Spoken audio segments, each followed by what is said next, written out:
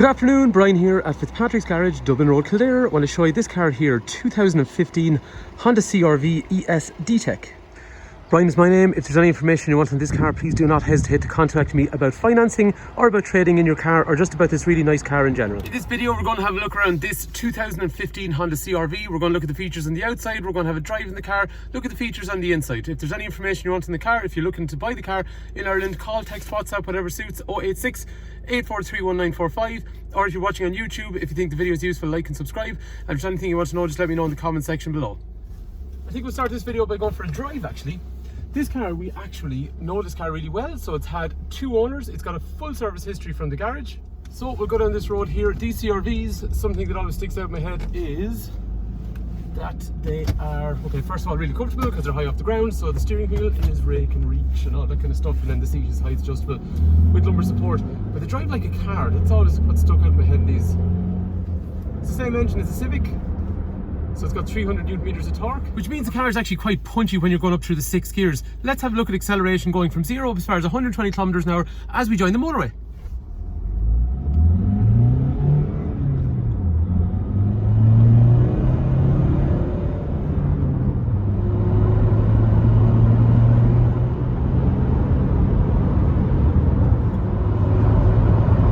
People used to actually be concerned with these came out first, saying, you know, it's a big car for 1.6.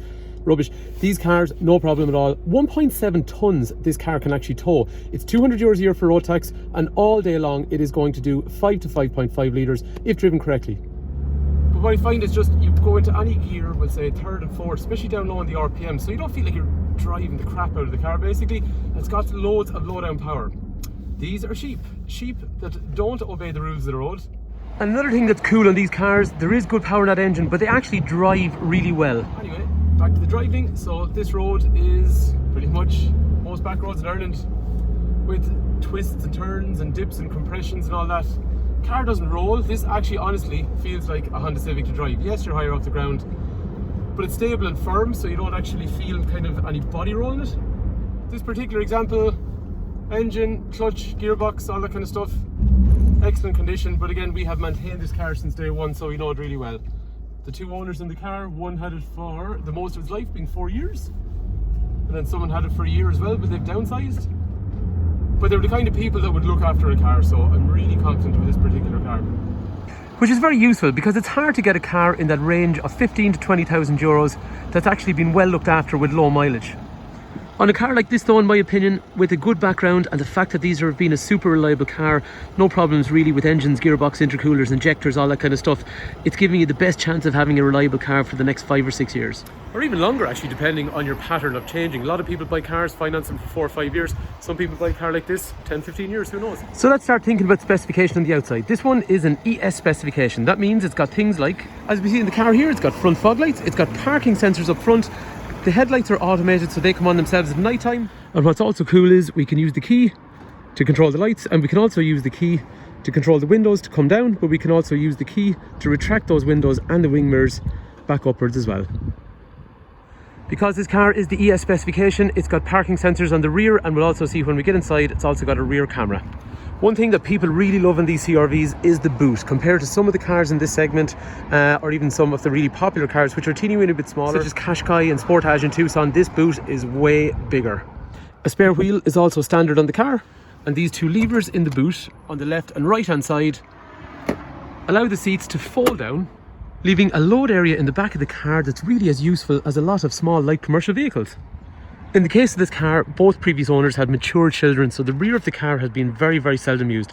Electric through windows and child locks are standard back here, but in terms of condition throughout the rear, it's in really excellent condition. 3 3-point safety belts, 3 headrests, an armrest in through the centre, and as you can see, the condition of the seats and carpet are all very nice.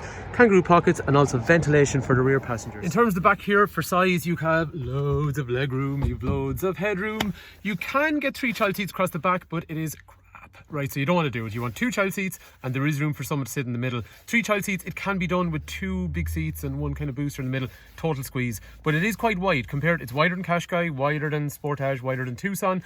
But just 3 child seats, you're really better off buying a people carrier with 3 independent seats. In these though, there is loads and loads of space, but 3 adult passengers in the back, no problem at all.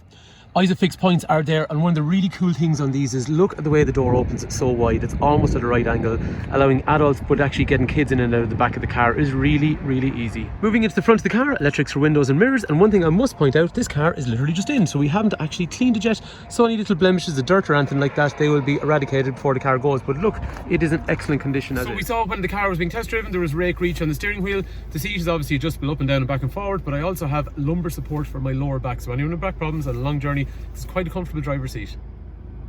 In terms of how the car looks from the inside, over here we have our electrics for windows and mirrors. There is the multifunction steering wheel, which is going to be things like cruise control. Over here then we have volume controls and radio controls. This controls the iMid over here. Information like average speed, fuel efficiency, clock, radio kind of information, and we can make other manipulations up through there. Down here is going to be our trip computer information, so that changes information here. Average speed, fuel efficiency, next service due, how much fuel is left in the car, and down through here then is going to be Bluetooth. Just off to the right then we'll have controls for the front and rear parking sensors, traction control, and the eco button, which reduces how aggressive the cruise control and also the air conditioner is. Over to the left then we talked about the iMid. In here is your radio and CD player, which is disappearing, and a lot of people still like that idea. Down through here you have controls for passenger and also driver side in terms of air conditioning. You have that gear stick, which is mounted in a lovely place, you'll see when you drive the car.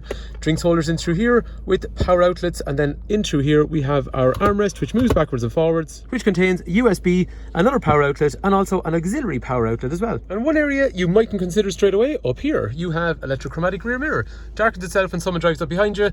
And then for kids in terms of the back, you have this conversation mirror, so you can observe what's going on in the back seats. One other question you probably want to ask yourself, why would you come to buy the car from the garage here? Patrick's Garage, Dublin Road, Kildare. Family run business in operation for almost 70 years. Brands such as Honda, Hyundai, and also Mercedes-Benz. We're after sales service agents for Lexus and Toyota. I've been here myself since 2007, supplying cars to people all over the country in an honest and as professional a manner as I possibly can. So when you're investing your money in a car like this, you know there's going to be a good family and friendly after-sales service. The garage here is equipped to cater for all your after-sales and body shop and servicing needs. And like what we're saying, this car has got a full service history from the garage here, so we can detail everything that's happened to the car.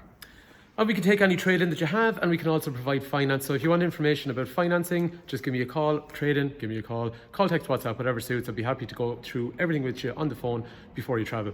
It's a nice, tidy car, comes with a good history, and it's a nice price point at this stage. Remember, this car is 37 grand brand new. If you want information on the car, please do not hesitate to give me a shout. Hopefully the car is of interest. Hopefully the video has been useful. If there's anything I missed, call, text, WhatsApp, or if you're watching on YouTube, just let me know in the comment section below, and I'll be happy to try and do a video to cater for your needs. Thanks for taking time to watch.